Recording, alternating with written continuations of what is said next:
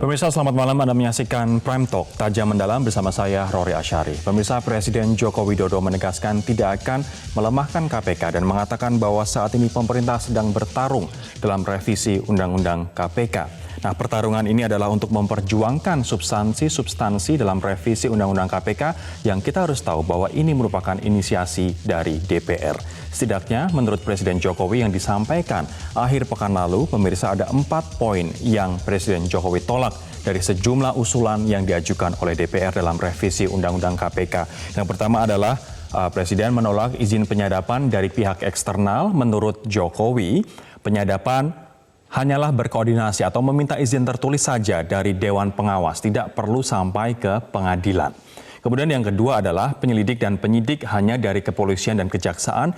Ini juga Jokowi tolak. Menurutnya penyelidik dan juga penyidik KPK bisa dari mana saja. Bisa jadi pegiat anti korupsi, birokrasi, kemudian akademisi dan lain sebagainya. Tentu saja juga melibatkan kepolisian dan juga kejaksaan. Kemudian poin yang ketiga adalah penuntutan harus berkoordinasi dengan Kejaksaan Agung.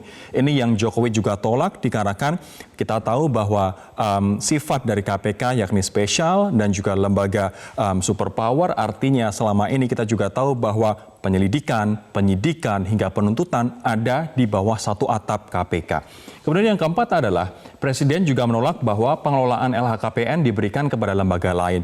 Presiden ingin LHKPN tetap ditata dan juga diatur oleh KPK. Namun kemudian pemirsa, ICW mengatakan bahwa dari 4 poin ini sebenarnya Presiden hanya menolak 2 poin. Dikarenakan yang pertama soal izin penyadapan membutuhkan izin dari pengadilan dan juga soal penyelidik dan juga penyidik hanya dari kepolisian dan kejaksaan. Ini sebenarnya tidak ada dalam draft RUU dari KPK. Namun, Wakil Ketua DPR Fahri Hamzah mengatakan bahwa hari ini bahwa sebenarnya 2 poin ini ada dalam pembahasan di Badan Legislasi. Sehingga apa yang disampaikan Presiden dengan menolak 2 poin ini sangat masuk akal dan juga dia terima. Ini pernyataan dari Fahri Hamzah.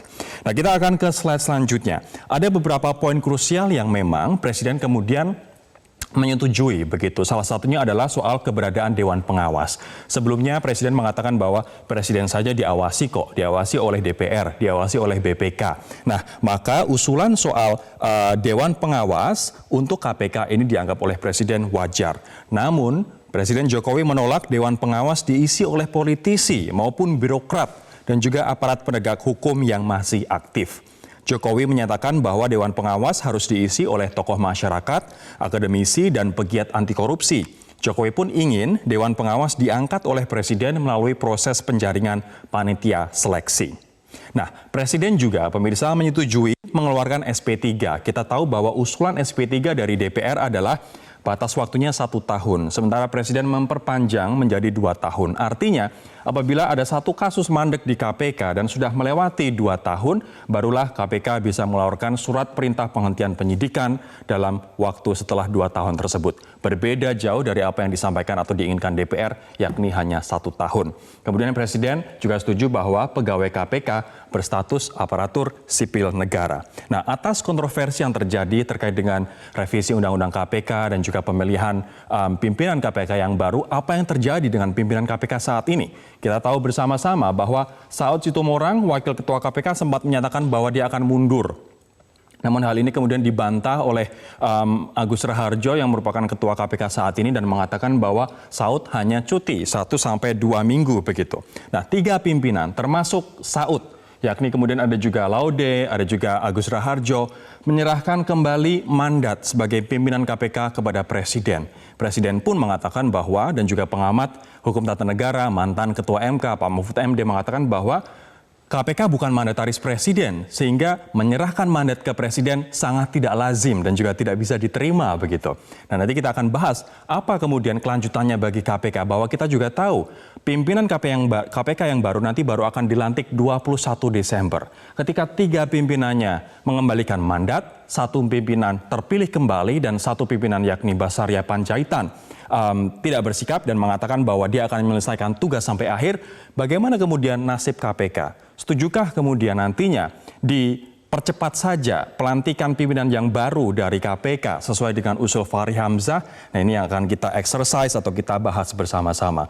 Namun terkait dengan tudingan Presiden Jokowi melemahkan KPK, ini dibantah oleh Presiden sendiri dan kita simak pernyataan Presiden Jokowi berikut ini. Sejak awal, saya kan sudah sampaikan, sejak awal saya tidak pernah meragukan pimpinan KPK yang sekarang. Dan sudah saya sampaikan berkali-kali bahwa kinerja KPK itu baik. Dan dalam Undang-Undang KPK tidak mengenal kita yang namanya mengembalikan mandat. Nggak ada. Yang ada itu mengundurkan diri, ada. Ya. Meninggal dunia, ada. Terkena tindak pidana korupsi, ya. Tapi yang namanya mengembalikan mandat itu nggak ada. Ya. Dan saat ini pemerintah sedang bertarung memperjuangkan substansi yang ada di revisi KPK yang diinisiasi oleh DPR. Seperti yang sudah saya sampaikan beberapa waktu yang lalu. Jadi, perlu saya sampaikan KPK itu lembaga negara, institusi negara. Jadi, bijaklah dalam kita bernegara.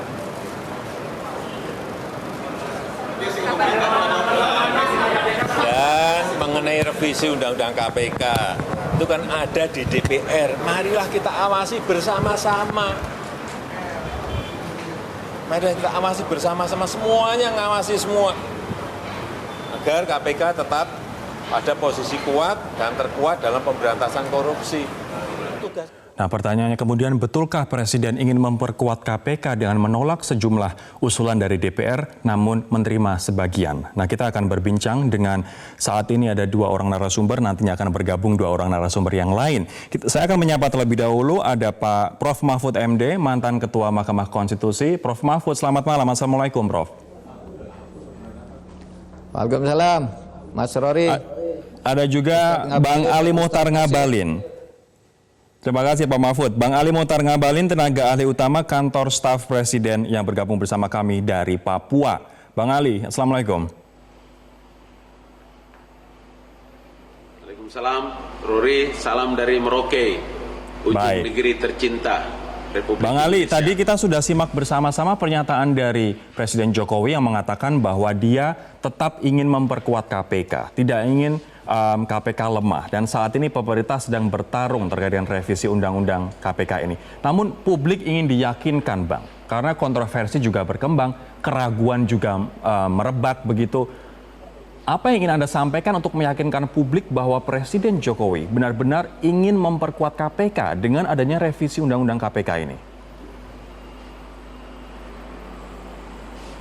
Ya, mengawali pernyataan atau statement saya ingin mengatakan bahwa sejak awal Bapak Presiden Joko Widodo mengatakan bahwa inti yang harus kita lakukan adalah momentum ini kita jadikan sebagai kesempatan untuk melakukan langkah-langkah yang lebih kuat dengan upaya revisi terbatas ini terhadap kekuatan institusi atau lembaga KPK.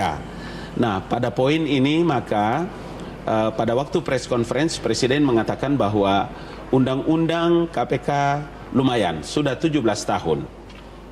Revisi terbatas itu menjadi satu kebutuhan yang penting bagi institusi yang namanya lembaga Komisi Pemberantasan Korupsi. Karena itu dalam beberapa poin-poin yang Presiden juga ada menyetujui, ada juga yang Presiden menolak apa yang diusulkan oleh Dewan Perwakilan Rakyat Republik Indonesia. Ada hal yang menarik sebetulnya, Mas Rory. Yang pertama itu adalah setelah surat Presiden itu sampai kepada Dewan Perwakilan Rakyat Republik Indonesia, baru untuk pertama kali sidang itu dibuka. Sidang itu dibuka. Dalam pembahasan undang-undang itu ada 2 tahapan, Mas Rory. Yang pertama itu adalah rapat dengar pendapat umum dari berbagai pihak, termasuk stakeholder yang namanya KPK, maupun para pakar atau para dosen-dosen, para rektor-rektor KPK terkait mengatakan dengan tidak pernah dilibatkan, Bang Ali. revisi terbatas rancangan undang-undang. Ya, makanya dari awal kita bilang, Mas Rory, KPK itu instrumen pengguna atau pelaksana undang-undang, atau KPK itu menjadi instrumen pembuat undang-undang. Wong ini kan rapatnya baru dibuka, Mas Rory. Iya kan? Yang kedua, KPK juga memberikan poin-poin yang terkait dengan revisi undang-undang 30 tentang KPK, dan itu sudah sampai di Dewan Perwakilan Rakyat Republik Indonesia. Satu hal yang kemudian menjadi perhatian bersama adalah keberadaan Dewan Pengawas. Presiden Jokowi sudah memberikan batasan-batasan Dewan Pengawas itu. Ya. Tapi kita belum tahu sikap dari DPR apakah setuju dengan syarat Presiden bahwa Dewan Pengawas harus diangkat oleh Presiden, kemudian independen dan orang yang sudah selesai dengan dirinya sendiri. Bagaimana menjamin bahwa Dewan Pengawas nanti memang betul-betul independen, bukan merupakan alat kekuasaan untuk misalnya menghambat proses penyidikan? Iya, artinya ini kan presiden menuangkan di dalam surat presiden dengan poin-poin termasuk Dewan Pengawas. Apa dan bagaimana bentuk dan wajah, bagaimana langkah, bagaimana kriteria, bagaimana persyaratannya, bagaimana makhluk yang namanya Dewan Pengawas itu kan nanti ada di pembahasan di Dewan Perwakilan Rakyat Republik Indonesia.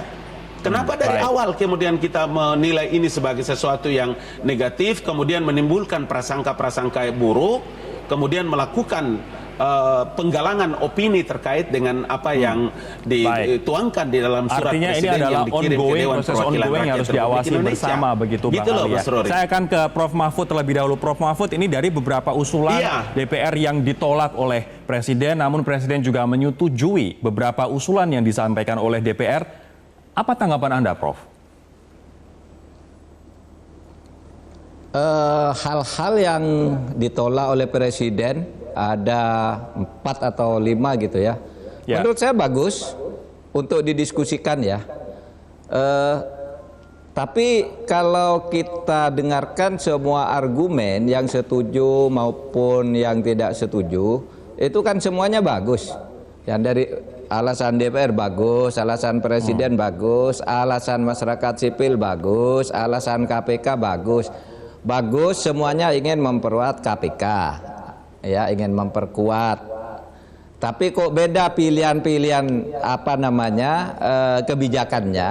Nah, itulah yang harus dipertemukan agar menjadi undang-undang. Mungkin tidak baik ya, Rory, kalau dalam proses ini ditempuh proses menang-menangan gitu. Kalau cuma mau proses menang-menangan, DPR dan pemerintah pasti menang, wong dia yang memutuskan gitu ya. Tetapi itu tidak baik sebagai presiden. Karena bisa suatu saat nanti kalau konfigurasi politik bergeser sedikit saja, orang bisa melakukan hal yang sama. Dan bisa berbalik kepada orang yang membuat. Prof, ini tekanan publik begitu besar. Undang-undang yang seperti ini. Anti korupsi, kemudian dari pers, kemudian dari berbagai macam tekanan begitu besar untuk meminta Presiden menarik diri atau menghentikan pembahasan revisi Undang-Undang KPK. Menurut Anda langkah paling bijak yang harus diambil Presiden Jokowi seperti apa, Prof? Kalau saya ya, begini. Menurut Undang-Undang Nomor 12 tahun 2011, proses legislasi itu harus melibatkan partisipasi publik. Wajib hukumnya. Itu ketentuan pasal 5 dan pasal 96. Harus didengar semua pihak. Itu. Nah, waktu yang pendek kurang 14 hari masa kerja DPR ini, menurut saya tidak cukup untuk melalui proses-proses itu. Akibatnya apa? Akibatnya bisa cacat formal. Kalau cacat formal, kalau misalnya digugat ke Mahkamah Konstitusi, undang-undang sudah jadi bisa dibatalkan. Dan MK sudah pernah membatalkan undang-undang Komisi Kebenaran dan Rekonsiliasi karena dianggap cacat, seluruh isi undang-undang batal. Nah, itu bisa jadi. Nah, oleh sebab itu menurut saya, karena isi yang disampaikan oleh Presiden menyangkut substansi itu bagus dan bisa kita diskusikan, kita bandingkan, menurut saya apa tidak sebaiknya ya kalau Presiden minta penundaan pembahasan sampai nanti lahir DPR baru dan Presiden baru dilantik gitu. Ini waktunya Prof. kan tidak sampai sebulan sebenarnya. Terima kasih Ya. Prof. Mahfud. Ya. Kita harus jeda terlebih dahulu. Memang Prof. ada masalah. Halo? Nanti kita akan lanjutkan lagi Prof. Tapi yang jelas saya sudah dapat poinnya bahwa ini sebaiknya ditunda karena toh periode dari DPR yang sekarang tinggal belasan hari lagi. Kita akan lanjutkan lagi, saya akan dalami lagi apa yang disampaikan oleh Profesor Mahfud MD. Kita akan kembali usai jeda berikut ini.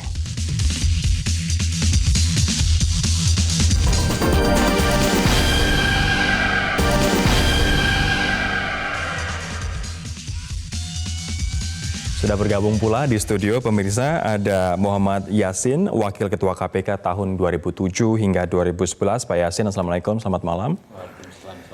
Ada juga Bang Nasir Jamil, anggota Komisi 3 dari fraksi PKS yang juga bergabung bersama kami dari luar studio. Bang Nasir, selamat malam Bang.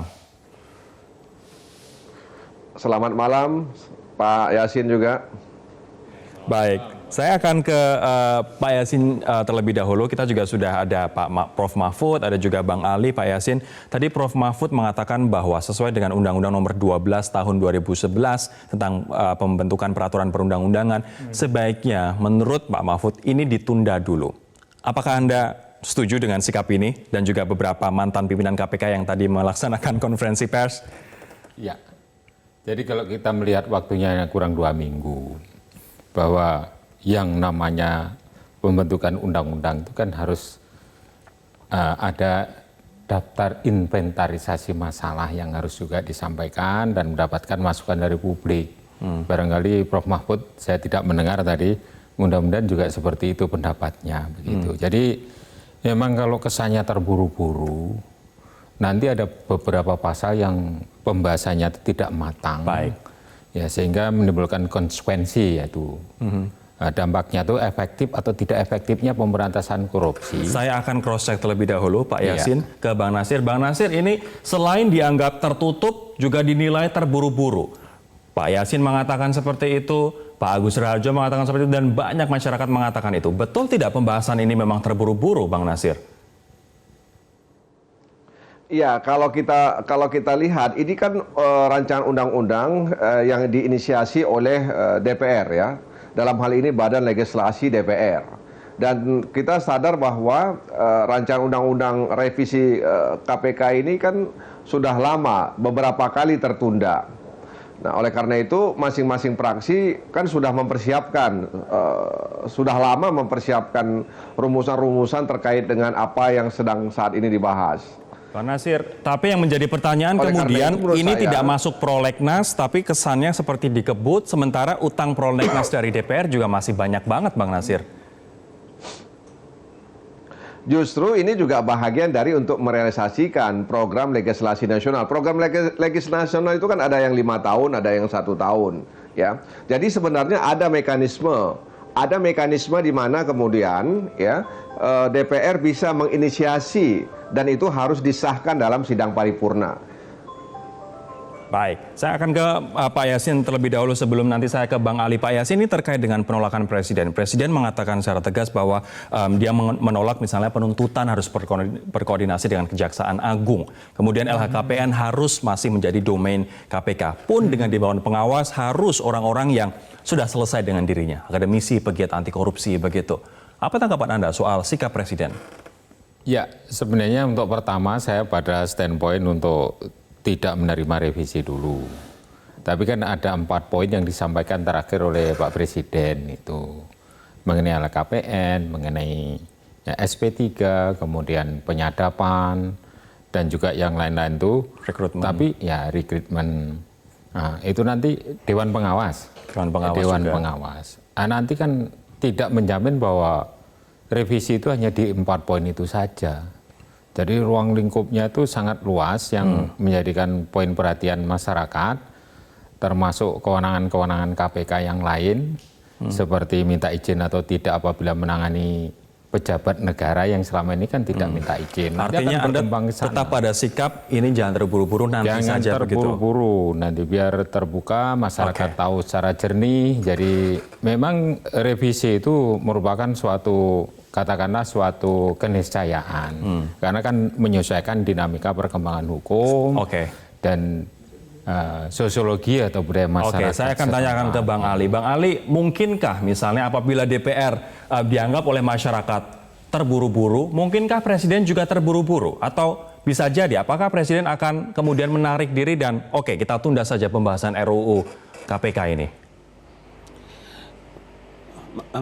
Mas Rory, dalam Undang-Undang 12 tentang tata cara pembentukan kemudian pembuatan undang-undang memang secara runtutannya ada. Tapi ini kan kita tidak membentuk undang-undang baru, Pak Yasin. Kita tidak membentuk undang-undang baru. Ini kan revisi terbatas. Revisi terbatas itu terkait dengan apa? Terkait dengan izin penyadapan, terkait dengan ASN, penyidik dan penyelidik itu, ASN termasuk yang dituangkan dalam surat Presiden, termasuk dengan laporan hasil kekayaan penyelenggara negara tetap di KPK. Kemudian Presiden menolak tentang koordinasi penuntutan, ada juga tentang SP3, ada juga tentang Dewas. Artinya apa? Revisi terbatas itu kita ini sama-sama dengan Profesor Mahfud itu di DPR, itu guru dan abang saya. Kami sama-sama pernah Mahfud di Badan mengatakan Legislasi sebaiknya Dewan ditunda Perwakilan saja loh, Rakyat Bang Ali. Republik Indonesia. Gurunya udah mengatakan itu. Iya, kenapa? Karena begini, sebetulnya kan karena revisi terbatas, maka itu tidak membutuhkan waktu lama. Karena poin-poin itu saja yang diajukan dalam usulan inisiatif Dewan Perwakilan Rakyat Republik Indonesia. Kemudian perintah undang-undang untuk pemerintah dan Bapak Presiden untuk harus membuat surat Presiden. Revisinya namanya revisi terbatas. Poin itu doang. Jadi Saya akan ke Prof. Mahfud sekarang, Bang Ali. Prof. Mahfud, ini ada beberapa klausul yang menurut banyak pihak dan kita pun juga mengakui bahwa ini sangat penting. Dewan Pengawas, kemudian SP3, kemudian izin penyadapan. Saya ingin menanyakan tiga hal tersebut. Apakah Anda setuju, Prof, dengan adanya Dewan Pengawas, dengan adanya SP3 setelah 2 tahun usulan Presiden, dan juga penyadapan harus izin dari Dewan Pengawas, Prof? Prinsipnya saya setuju dan itu diperlukan, cuma harus dijawab dulu beberapa pertanyaan. Pertama, soal Dewan Pengawas. Dewan Pengawas itu kalau ikut menentukan suatu perkara berjalan atau tidak, itu kan tidak boleh kalau dia bukan hakim dan bukan jaksa. Iya kan? Karena ini pro justisia. Misalnya, saya datang ke Dewan Pengawas, Pak, saya mau menyadap ini sudah dalam penyelidikan misalnya. Bolehkah Dewan Pengawas itu menyatakan, oh itu tidak boleh, tidak diberi izin? Kan mungkin begitu. Nah, apa wewenang dia? Dia bukan penegak hukum. Maka menurut saya yang penting itu bagaimana dirumuskan Dewan Pengawas itu siapa? Pro justisianya diperoleh dari mana kok dia bisa menentukan suatu perkara itu boleh diselidiki atau tidak. Satu, itu penting. Saya setuju harus panjang ada Dewan Pengawas biar baik. Tidak terjadi seperti yang selama ini misalnya kadang terjadi gitu. Yang kedua, SP3. Saya setuju, bahkan 4 tahun lalu saya sudah menulis itu di koran Sindo. Bahwa ini perlu dong dipikirkan SP3 karena banyak orang, per hari ini 18 orang tuh sudah menjadi tersangka, nasibnya tidak jelas. Alat buktinya tidak ada yang sampai mati gitu. Terus apa tidak bisa keluar SP3 gitu, orang sudah mati atau orang menang di pra-peradilan. Apakah memang Anda mengetahui di KPK ini ada penyadapan atau OTT yang mereka berjalan sendiri tanpa ada koordinasi dengan pimpinan? Ada yang kemudian dilimpahkan kejaksaan lalu di SP3, itu yang menang pra-peradilan. Tapi yang tidak dilimpahkan kejaksaan gimana? Seperti Ketua BPK Hadi Purnomo itu, gimana coba? Dia sudah menang di pra-peradilan sampai ke tingkat Mahkamah Agung tapi tidak dikeluarkan SP3. Apa boleh begitu di dalam hukum? Baik. Nah, itulah sebabnya saya setuju. Saya setuju SP3 itu harus ada batas waktunya lah. Kalau memang 2 tahun layak menurut saya yang ditentukan oleh Presiden. Ya. Oke, 2 mohon tahun ditahan itu, terlebih dahulu di situ Pak dibatasi Mahfud. biar tidak mendolimi orang, digantung nasibnya oleh ketersangkaan itu. Kalau apalagi orang sakit, udah tua, sampai meninggal itu kan tidak manusiawi juga ya. Baik. Pak Mahfud, apakah Anda memang mengetahui Pak Mahfud bahwa ada penyidik atau OTT yang dilakukan oleh penyidik KPK yang tidak berkoordinasi dengan pimpinan sehingga tanpa bukti yang cukup langsung main tangkap saja akhirnya nasib mereka terkatung-katung begitu. Apakah Anda mengetahui hal ini? Pertama, itu dinyatakan sendiri oleh komisioner KPK pada saat fit and proper test kemarin ya. Alex Marwoto kan mengatakan ada hal-hal yang dilakukan oleh penyidik di mana kami tidak tahu.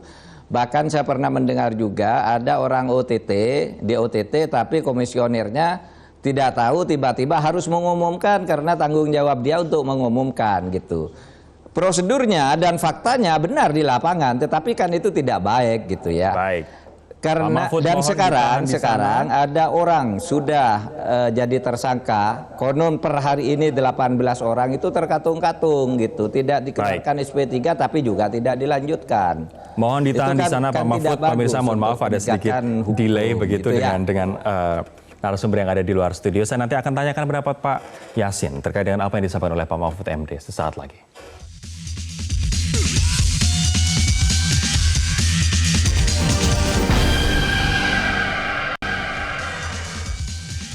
Pak Mahfud tadi mengatakan bahwa SP3 ini perlu, Dewan Pengawas juga perlu, walaupun pro justisianya perlu dibahas lebih dahulu. Namun menarik, SP3 juga perlu Pak Yasin. Apakah Anda setuju Pak?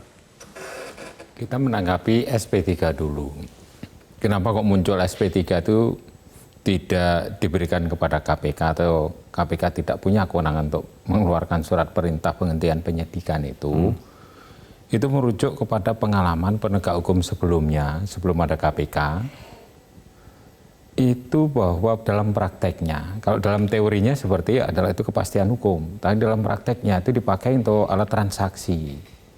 Ini yang mengkhawatirkan, sehingga justru tapi bagaimana Pak Yasin dengan misalnya RJ Lino yang sudah bertahun-tahun menyandang status tersangka tapi tidak ada juntrungannya, kemudian tadi Pak Mahfud mengatakan ada 18 terdakwa begitu, bukan terdakwa, tersangka yang kemudian belum statusnya belum naik begitu.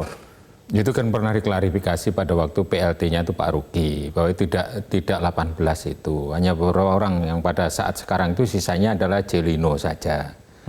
Jadi begini, jadi apabila ada SP3 nanti yang dikhawatirkan dalam prakteknya itu dipakai sebagai alat untuk transaksi.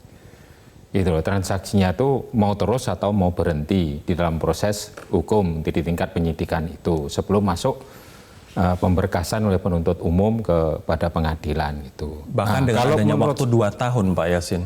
Ya, tapi sebenarnya itu ini kan orangnya, personil atau pimpinan yang ada di KPK ini yang perlu kita berikan rekomendasi, jangan lama-lama di tahap penyidikan.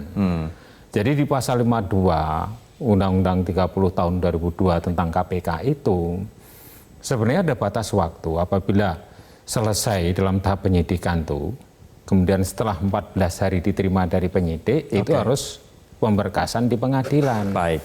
Jadi ini orangnya yang takut kalah di dalam pengadilan karena kerugian negaranya belum ditemukan oleh KPK karena alasan-alasan tertentu. Artinya menurut Anda SP3 nggak perlu karena itu nanti membuka celah transaksi. Dulu backgroundnya kan seperti itu. Bang Nasir, apakah Anda setuju dengan pernyataan ini bahwa dengan adanya SP3 nanti justru malah membuka celah transaksi? Apalagi usulan DPR SP3 keluar hanya setelah 1 tahun proses penyidikan.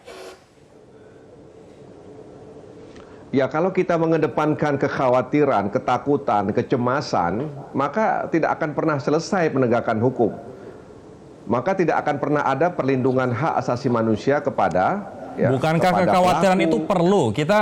Indeks korupsi kita masih terlalu tinggi loh. Betul, kekhawatiran itu perlu, tapi kan harus ada kepastian, kemanfaatan, dan keadilan. Kalau memang nggak sanggup, kenapa harus dipaksa? Artinya Anda mengatakan karena bahwa itu SP3 menurut itu saya, perlu ya. untuk usulan 2 tahun, Bang Nasir. Apakah kemudian DPR menyepakati ini? Minimal Iya. dari FPKS.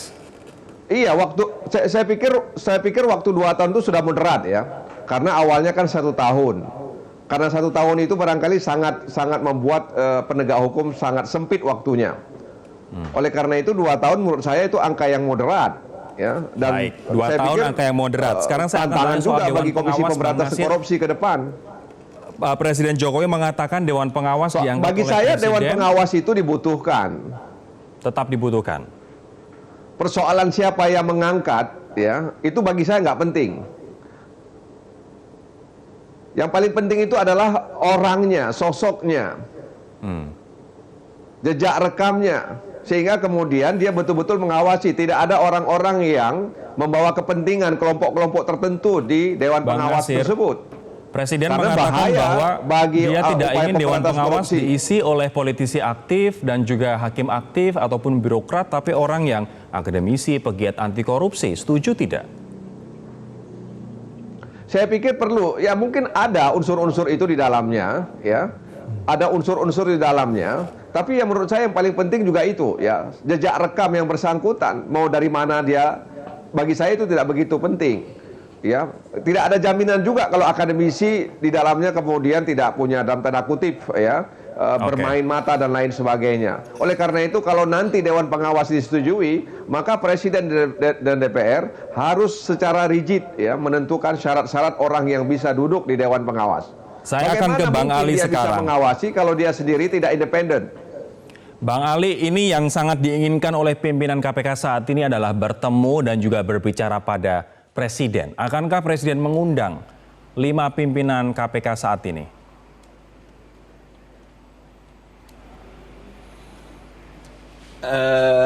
Gini, kan kita tahu di dalam Undang-Undang KPK itu pasal 32 hanya 3 alasan seseorang itu bisa berhenti dari komisioner atau pimpinan KPK. Yang pertama itu menurut pasal 32 Undang-Undang KPK itu adalah berakhir masa jabatan, dan yang kedua adalah mengundurkan diri, dan yang ketiga adalah meninggal dunia. Jadi kalau hanya alasan anak buahnya bertanya kemudian dia tidak bisa menjawab apa-apa, atau dengan alasan dia tidak dilibatkan, itu alasan bukan alasan yang datang dari seorang negarawan. Baik.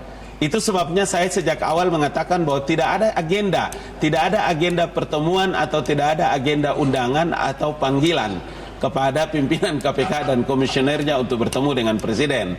Nanti kita akan bahas terkait dengan pimpinan itu penting, KPK. Kenapa? Itu penting, gini Mas Rory, itu penting, Mas Rory, dengar. Silakan. Itu penting karena tidak ada dalam sistem ketatanegaraan kita itu dikenal dengan mengembalikan mandat. Karena KPK itu, komisioner dan ketuanya itu, komisioner KPK itu mendaftar pada panitia seleksi. Kalau Pak Menteri itu diangkat dan diberhentikan oleh Presiden, dia boleh mengembalikan mandat itu kepada Presiden. Tapi baik. kalau komisioner KPK dari mana logikanya? Kita Gitu akan loh. jeda terlebih dahulu, Bapak-Bapak. Kami akan kembali sesaat lagi, pemirsa. Ini kita tahu bahwa masalah yang berkelindan dan juga complicated, mulai dari pemilihan pimpinan KPK yang baru, revisi Undang-Undang KPK, hingga akhirnya sikap dari pimpinan KPK yang saat ini, kemudian sikap dari Presiden. Nanti kita akan bahas bersama-sama, kemudian ada 3 pimpinan yang menyerahkan mandat kepada Presiden. Apa yang harus kemudian dilakukan, entah itu Presiden maupun DPR dan juga masyarakat. Sesaat lagi.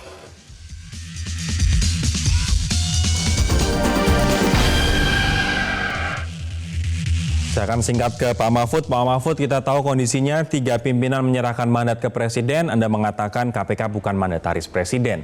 1 pimpinan terpilih kembali, 1 pimpinan mengatakan akan menyelesaikan waktu jabatan sampai 21 Desember. Apa yang kemudian harus dilakukan sebenarnya untuk mengatasi hal ini? 3 pimpinan menyerahkan mandat. Kan menurut undang-undang minimal 3 yang harus aktif ya. Oleh sebab itu kalau memang mereka mau berhenti, jangan menyerahkan mandat, tetapi aja minta mengundurkan diri gitu, sehingga Presiden bisa menggunakan Perpu 1 2015 atau yang sudah menjadi undang-undang kemudian untuk mengisi kekosongan sesuai dengan undang-undang yang berlaku. agar tidak terjadi macetnya penanganan perkara terutama yang sedang berjalan dan harus ditandatangani oleh minimal 3 komisioner. Yang kedua, ini kesimpulannya, semua nampaknya beriktikad baik, ingin menjaga KPK, ingin memperkuat KPK, tetapi pilihan strateginya berbeda. Kenapa tidak ditunda sampai dengan Oktober, sampai dengan ada DPR baru, toh presidennya tetap, kemudian ketua-ketua partainya tetap, sehingga komitmen-komitmen tentang apa yang disepakati sekarang itu bisa dibawa ke sana dan dibahas lagi, sehingga tidak cacat formal nantinya. Karena kalau Prof, cacat formal kan sayang gitu ya, sebuah undang-undang terima kasih Prof atas waktunya di Prime Talk malam hari ini. Misalnya ya. Baik, terima kasih Prof Mahfud atas waktunya bergabung bersama kami. Kami mohon maaf ada sedikit delay memang, namun kami sudah menangkap apa yang ingin Prof Mahfud sampaikan. Bang Nasir, saya ke Anda. Ditunda saja ke periode berikutnya, Bang Nasir. Tanggapan Anda, Bang? Menurut saya tidak ada faktor yang harus ditunda, ya. Kalau memang bisa cepat, kenapa harus dilambatkan? Oleh karena itu menurut saya kita lihat aja situasi ya, tanpa harus kemudian kita kalut ya, kemudian mengkhawatirkan dan lain sebagainya. Nah, karena itu tadi kita sudah mensahkan di sidang paripurna kelima pimpinan KPK terpilih dan tinggal presiden. Nah, kalau kemudian ada 3 pimpinan KPK yang mengundurkan diri, ya itu sangat kita sayangkan sebenarnya. Tapi itu hak mereka. Nah, karena itu saya pernah mengusulkan agar Presiden segera melantik pimpinan KPK terpilih, sehingga kemudian kegaduhan-kegaduhan di dalam itu bisa dinetralisir. Ini DPR pengen cepat-cepat semua ya, Bang? Ya nanti kalau kita lambat, dibilang lambat sekali. Jadi memang cepat-cepatnya milih-milih tapi. Oke, kita akan jeda terlebih dahulu. Bang Nasir, terima kasih atas waktunya, Bang, telah bergabung bersama dengan Prime Talk. Nanti Bang Ali sama Pak Yasin akan ada di bagian kesimpulan. Kami akan segera kembali sesaat lagi.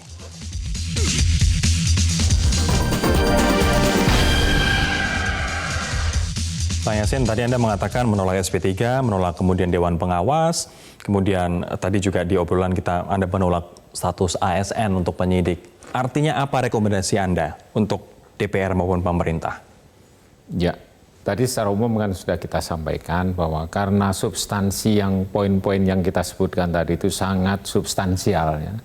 Artinya perlu suatu pengkajian yang dalam atas disahkannya atau dirubahnya atau direvisinya poin-poin itu. SP3 itu ya. Dari KPK pernah tangkap tangan itu karena dampak dari SP3 walaupun yang melakukan adalah APH lain. 6 miliar itu. 6 miliar untuk memberhentikan suatu kasus. Jadi memang prakteknya seperti ada... Artinya dulu ada penegak hukum yang ngeluarin SP3 kemudian sama KPK ditangkap tangan. Tangkap tangan.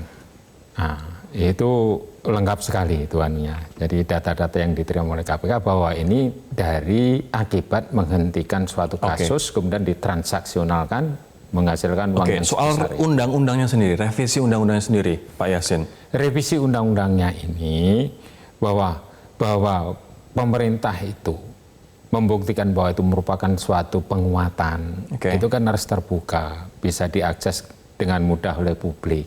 Sekarang itu sulit diakses itu. Jadi mana poin-poin yang dianggap menguatkan itu yang mana sehingga publik itu menjadi percaya. Bang Ali, terakhir untuk Anda, Bang, apakah kemudian nanti sesuai dengan usulan Pak Mahfud ini akan ditunda saja atau akan transparan ke publik mana poin-poin yang dikatakan menguatkan? Akan seperti apa langkah pemerintah ke depan?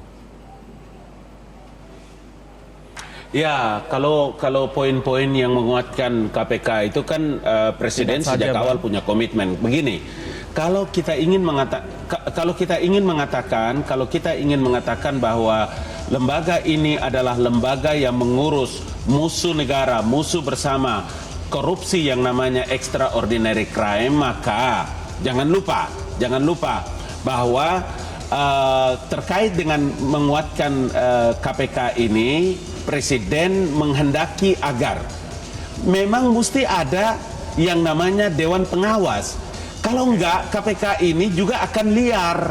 Iya dong. Kenapa begitu? Terima Sudah kasih sering atas kali kita waktunya bilang malam hari ini. KPK Ini itu kita membuat sadari orang tidak tersangka selesai untuk kita bahas dalam satu berbulan-bulan, malam, tapi yang bertahun-tahun. jelas terima kasih atas perspektifnya. Nanti kita akan bahas lebih lanjut lagi. Namun yang jelas DPR periode sekarang hanya memiliki waktu belasan hari sebelum nanti diganti oleh periode yang baru. Kita tunggu sikap Presiden seperti apa. Apakah akan tetap melanjutkan pembahasan dengan sisa waktu anggota DPR yang belasan hari itu, atau akan menunda seperti apa yang tadi disarankan oleh Profesor Mahfud MD. Saya Rory Asyari undur diri. Terima kasih. Sampai jumpa.